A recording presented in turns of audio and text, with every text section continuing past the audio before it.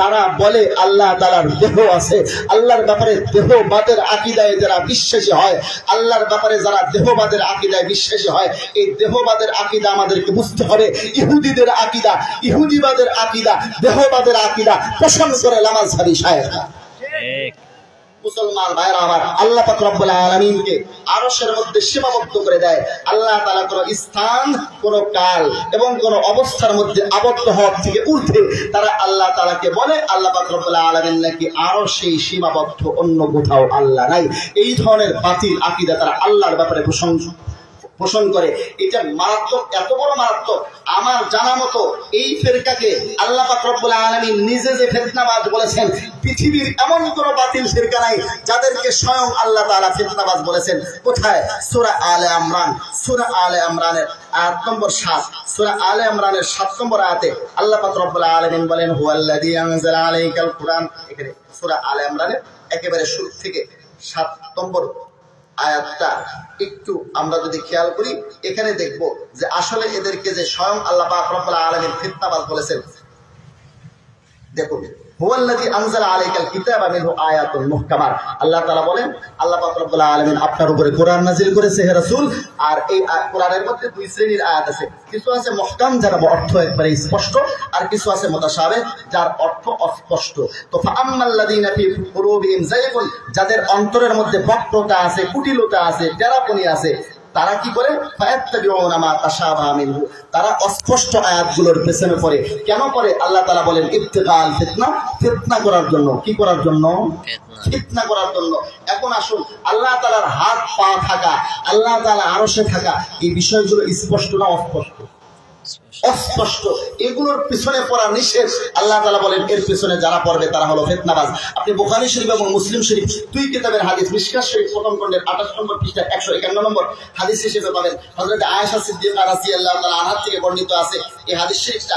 মা আয়েশা সিদ্দিকা রাদিয়াল্লাহু তাআলা আনহা বলেন, আল্লাহ রাসূল এই আয়াতটা তিলাওয়াত করে সূরা আলে ইমরানে বলেছেন, ফাইদা রাআইতুমুল্লাযীনা ইয়াত্তাকুনা মা তাশাবাহা মিনহু, যখন তোমরা দেখবা আল্লাহর এই সমস্ত অস্পষ্ট আয়াত দিয়া কেউ আলোচনা করছে, কেউ এর পিছনে পড়েছে, ফাউলাইকাল্লাযীনা সাম্মাহুমুল্লাহ, এরাই তারা যাদেরকে নাম নিয়ে আল্লাহ তাআলা ফিতনাবাজ বলেছেন। ফাহজারুহুম, অতএব তাদের থেকে তোমরা বেঁচে থাকবা, তাদের ধারে কাছে যাবা না।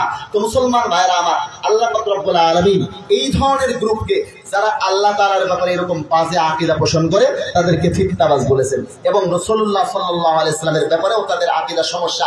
তারা বলে আল্লাহ রাসূল নাকি মুর্দা। আল্লাহ রাসূল কবরে জিন্দা না মুর্দা? জিন্দা। কারা কারা জিন্দার পক্ষে আছেন? হাত উঠান। নারায়ে তাকবীর, নারায়ে তাকবীর। আমাদের রাসূল সাল্লাল্লাহু আলাইহি ওয়াসাল্লাম বারযাখী হায়াতে কবরে সশরীরে জিন্দা। নবীজি দুনিয়াবী হায়াত ওফাতের মাধ্যমে শেষ হয়ে গেলেও নবীজি কবরে বারযাখী হায়াতে সশরীরে জিন্দা। মুসনাদে আবি আলা খণ্ড নম্বর 5 পৃষ্ঠা নম্বর 202 হাদিস নম্বর 3425। এখানে হযরত আনাস রাদিয়াল্লাহু তাআলা আনহু থেকে হাদিস আছে। হযরত আনাস রাদিয়াল্লাহু তাআলা বলেন, আল্লাহ রাসূল সাল্লাল্লাহু আলাইহি ওয়াসাল্লাম বলেন, ক্বালা রাসূলুল্লাহ সাল্লাল্লাহু আলাইহি ওয়াসাল্লাম, আল আমবিয়া ওয়া হিয়াউন ফি কুবুরিহিম ইসাল্লুন, নবীগণ জিন্দা, তাদের কবরের মধ্যে নামাজরত অবস্থায় রয়েছেন।